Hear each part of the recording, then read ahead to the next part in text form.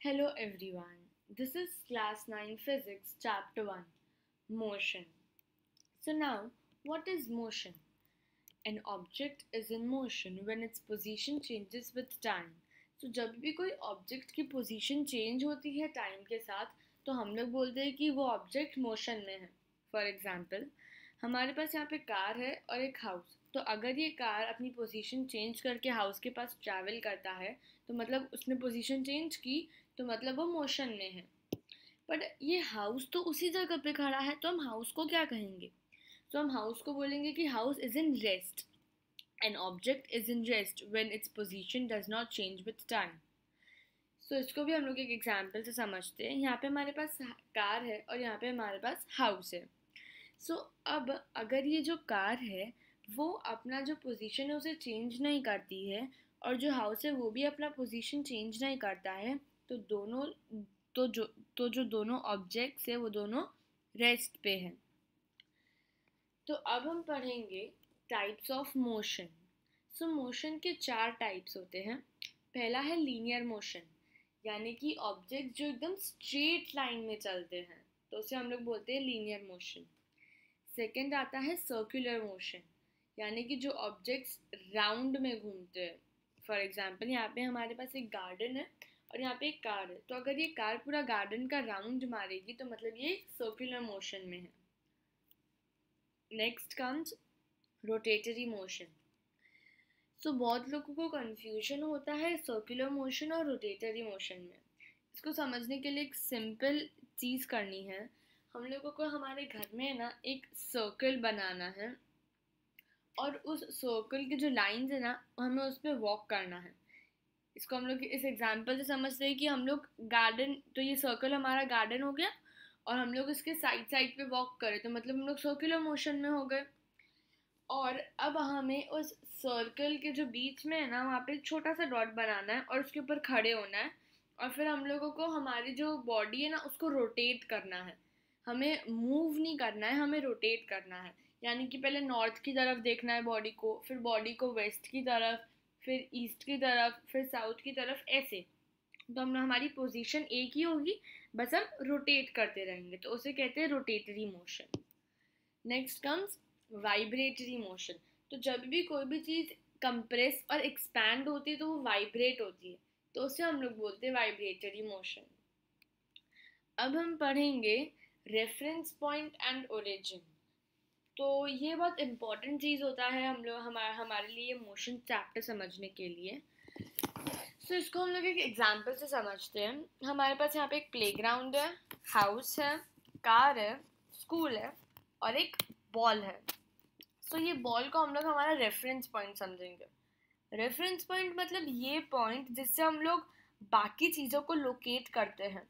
For example अगर मैं बोलूँ the playground is in the north west of the ball, मतलब मैंने बॉल के जरिए प्लेग्राउंड का पोजीशन लोकेट किया. So the playground is in the north west of the ball. और अब अगर मैं ऐसा लिखूँ the house is in the north east of the ball या फिर the house is in the north of the school, school के north के साइड में, तो यहाँ पे हमारा जो रेफरेंस पॉइंट है वो स्कूल है क्योंकि स्कूल के जरिए हम लोगों ने हाउस का लोकेशन बताया है. या फिर हम लोग ऐसा भी बोल सकते the playground is in the east side of the house. तो हम लोगों ने इसमें हाउस के जरिए हम लोगों ने प्लेग्राउंड को लोकेट किया. तो जैसे हम लोगों ने क्या बोला, playground is in the east side of the house, मतलब हाउस के जो ईस्ट साइड है ना वहाँ पे हमारा प्लेग्राउंड है. तो मतलब हमारा प्लेग्राउंड हमारा यहाँ पे ऑब्जेक्ट है और हमारा जो हाउस है वो बन गया हमारा रेफरेंस पॉइंट. सो ये होता है रेफरेंस पॉइंट या ओरिजिन. रेफरेंस पॉइंट और ओरिजिन एक ही होता है, उसको डिफरेंट तरह से हम लोग प्रोनाउंस कर सकते हैं. अब आता है हमारा magnitude. So magnitude is the numerical value in the physical quantities. So यहाँ पे फिजिकल क्वांटिटीज यानी कि 30 किलोमीटर्स. तो 30 किलोमीटर्स में 30 मैग्नीट्यूड है. 2 किलोग्राम्स, तो यहाँ पे 2 हमारा मैग्नीट्यूड है. 100 ग्राम्स, तो यहाँ पे 100 हमारा मैग्नीट्यूड है. तो जो भी न्यूमेरिकल वैल्यू होती है ना हमारी फिजिकल क्वांटिटीज़ के साथ तो उसे हम लोग बोलते हैं magnitude. The quantity with magnitude and no direction is called scalar quantity. So ऐसी क्वांटिटीज जिसका मैग्नीट्यूड हो पर उनका कोई डायरेक्शन नहीं बताया जाए तो हम उसे बोलते हैं scalar quantity. For example speed, distance, ये हम लोग ये सब आगे पढ़ेंगे. The quantity with magnitude and direction is called vector quantity. So ऐसी क्वांटिटीज जिसके अंदर मैग्नीट्यूड भी हो डायरेक्शन भी हो, ये वेक्टर क्वांटिटी होती है. ये तीन चीज़ें इस चैप्टर को समझने के लिए बहुत ज़्यादा इम्पॉर्टेंट है. अब आते हैं हम लोग physical quantities of motion. So motion की फिजिकल क्वांटिटीज क्या होती है. सबसे पहली है distance, displacement, speed, velocity, uniform और non uniform motion, acceleration, graph and equation of motions. तो इस पार्ट में हम लोग डिस्टेंस, डिस्प्लेसमेंट, स्पीड और वेलोसिटी ये चार चीज़ें कवर करेंगे और नेक्स्ट पार्ट में बाकी चार चीज़ें. सो अब हमारा पहला आता है distance. The total path length covered by an object is called the distance. The symbol of distance is S. So जितना भी हम लोग पाथ लेंथ यानी कि जितना भी हम लोग डिस्टेंस तो मतलब जितना भी हम लोग लेंथ कवर करते हैं उसे हम लोग डिस्टेंस बोलते हैं. जितनी भी चीज़ हम लोग ट्रैवल करते हैं उसे हम लोग डिस्टेंस बोलते हैं. The symbol of distance is S. So इसका मतलब है कि जब भी हम लोग इक्वेशंस बनाएंगे ना आगे इस चैप्टर में तो उसके लिए हम लोग डिस्टेंस को एस से सिंबलाइज करेंगे. सो ये याद रखना है. अब हम लोग डिस्टेंस को एक एग्जाम्पल से समझते हैं. यहाँ पे हमारे पास एक रोड है. यहाँ पे हम लोग ए, बी और सी लोकेट करते हैं. A to C is 30 kilometers and C to B is 30 kilometers. So Ram traveled A to B. So यहाँ पे हम लोगों को A to B की तो हम लोगों को डिस्टेंस नहीं दिया गया है. तो हम लोग ये देख सकते हैं कि डिस्टेंस तो हमारा A to B है लेकिन हम लोगों को इसकी वैल्यू नहीं दी गई है. तो distance is equal to AC plus CB. AC plus CB AB बनाते हैं तो हमारा आंसर भी निकल जाएगा. So distance is 30 kilometres plus 30 kilometres यानी कि 60 किलोमीटर्स हमारा यहाँ पे डिस्टेंस हुआ. सो राम ने जितना भी पाथ लेंथ ट्रैवल किया है वो हमारा डिस्टेंस होगा. Odometer is a device that shows distance travelled. जो भी ऑटोमोबाइल्स होती है उसके अंदर जो ओडोमीटर्स होते हैं ना वो बताते हैं आपने कितना डिस्टेंस ट्रैवल किया है. अब आता है हमारा second topic displacement. The shortest distance measured from the initial position to the final position of an object is known as displacement. So इसको हम लोग एक सिंपल एग्जाम्पल से समझेंगे. So यहाँ पे हमारे पास एक रोड है. A point, B point and C point. A to C is 30 kilometers and C to B is 30 kilometers. So now Ram traveled from A to B and then from B to C. तो यहाँ पे राम ने पहले A to B travel किया और फिर B to C travel किया.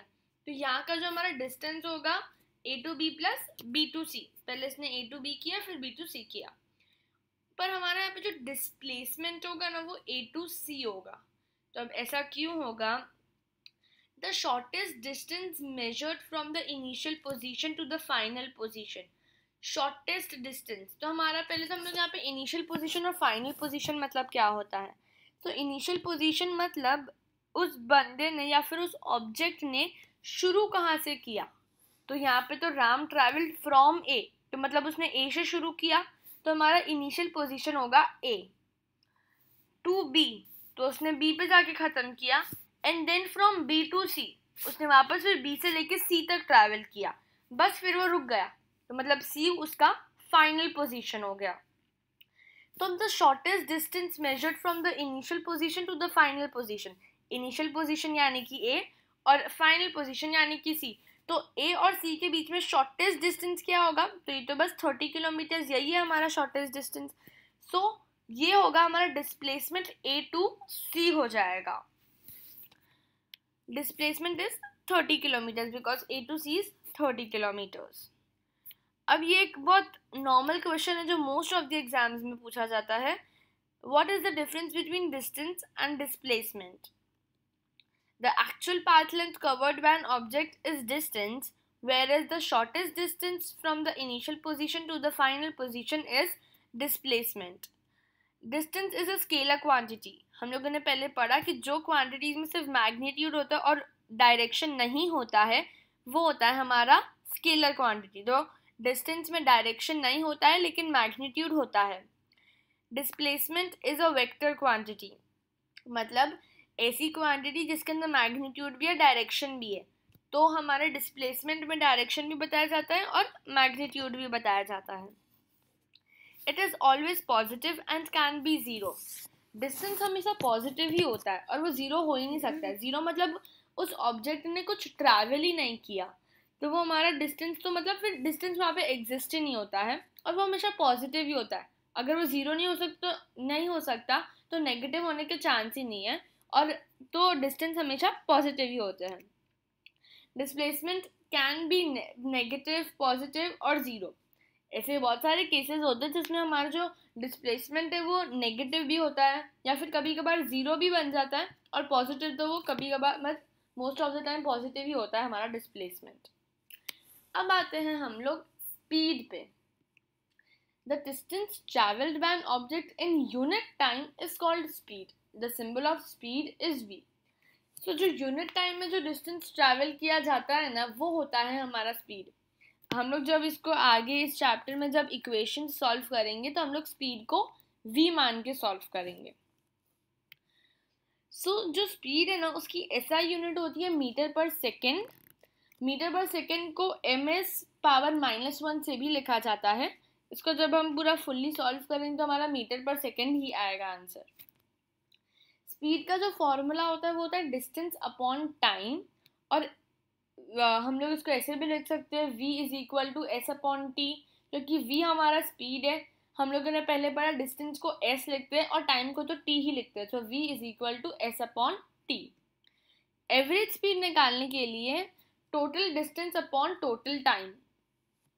तो जब भी हम लोग को एवरेज स्पीड निकालने बोले तो हम लोगों को जितने भी डिस्टेंस दिए गए हम लोग को सबसे पहले उनका एडिशन करना है, तो हमारा टोटल डिस्टेंस निकल जाएगा, और जितना भी टाइम दिया गया है उनको एडिशन करना है तो हमारा टोटल टाइम टेकन निकल जाएगा. अब आते हैं हम लोग वेलोसिटी पे. The direction specified with speed is called velocity. The symbol of velocity is v. तो जो भी डायरेक्शन स्पीड के साथ दी गई है वो बन जाता है हमारा वेलोसिटी. स्पीड और वेलोसिटी दोनों की जो सिंबल है वो v ही होती है, और इक्वेशंस में भी v ही माना जाएगा, स्पीड को भी और वेलोसिटी को भी. इसको हम लोग एक एग्जाम्पल से समझेंगे. हमारे पास यहाँ पे एक रोड है और ये एक कार है. तो अब अगर मैं बोलूँ the car travels in the east side, तो ये ईस्ट साइड ट्रैवल करेगी. इस जो हमारे जो रोड है उसकी लेंथ है 20 मीटर, तो इस कार ने 20 मीटर ट्रैवल किया. तो अब इसमें हमारी जो इनिशियल जो वेलोसिटी है वो ज़ीरो है. इनिशियल वेलोसिटी मतलब जहाँ से उसने शुरू किया था, तो उसने शुरू तो ज़ीरो पे ही किया था. वो एकदम स्टार्टेड पे एकदम स्टॉप था, रेस्ट पे था, क्योंकि उसकी पोजीशन उस टाइम पे चेंज नहीं की. उसने जब ट्रैवल करना शुरू किया तब वो मोशन में आया. पहले तो वो रेस्ट पे ही था, मतलब ज़ीरो पे ही था. कभी कभार हम लोगों को ऐसे क्वेश्चंस भी पूछे जाते हैं कि the object is in 5 metre per second and then raises to 10 metre per second. तो इस तरह के क्वेश्चंस में जो इनिशियल वेलोसिटी होता है वो हमारा 5 मीटर पर सेकेंड होगा. वो हम लोग आगे पढ़ेंगे. यहाँ पे इनिशियल वेलोसिटी 0 है, फाइनल वेलोसिटी 20 मीटर है. कैसे हुआ? हमारी जो रोड है वो 20 मीटर की है. हमारी जो कार है उसने 0 से लेके पूरा पूरे रोड के एंड तक चलाया, तो मतलब पूरा 20 मीटर उसने कवर किया, और जो टाइम टेकन है वो 5 सेकेंड्स है. सो अब अगर हम लोगों को इसमें वेलोसिटी फाइंड करना है तो वेलोसिटी का जो क्या कहते हैं फॉर्मूला होता है वो होता है डिस्प्लेसमेंट अपॉन टाइम. और जो एवरेज वेलोसिटी निकालने का जो फॉर्मूला होता है वो होता है initial velocity plus final velocity upon 2. Displacement, तो अगर इस केस में हम लोग डिस्प्लेसमेंट निकालने जाए तो वो है इनिशियल पोजीशन और फाइनल पोजीशन का शॉर्टेस्ट डिस्टेंस, यहाँ पे तो एक ही शॉर्टेस्ट डिस्टेंस है, तो इनिशियल पोजीशन हमारी 0 है, फाइनल पोजीशन 20 है, तो आ जाएगा 0 माइनस 20 इज 20। तो मतलब तो और t अपॉन, क्योंकि टाइम है तो डिस्प्लेसमेंट अपॉन टाइम, तो यानी कि 20 अपॉन 5 दैट इज 4। ये एक ऐसा क्वेश्चन है जो मोस्ट ऑफ द एग्जाम्स में पूछा जाता है। स्पीड एंड वेलोसिटी में क्या डिफरेंस है? The distance travelled by an object in unit time is called speed, where speed with direction is called velocity. It is a scalar quantity, इसमें सिर्फ magnitude होता है, no direction. It is a vector quantity. इसके definition में पता चल रहा है कि स्पीड विथ डायरेक्शन, तो मतलब इसमें डायरेक्शन तो होता ही है और मैग्नीट्यूड तो ऑफकोर्स होगा, तो मतलब ये एक वेक्टर क्वांटिटी है। It is always positive, speed हमेशा पॉजिटिव होती है, वो कभी नेगेटिव नहीं हो सकती है। और वेलोसिटी पॉजिटिव भी हो सकती है, नेगेटिव भी हो सकती है, या फिर ज़ीरो भी हो सकती है। तो यहाँ पे हमारा फर्स्ट पार्ट ख़त्म होता है। Do see the second part for the rest of the chapter. Hope you guys like it. Share this video, comment on this video, and please subscribe to Ask and Study channel. Thank you.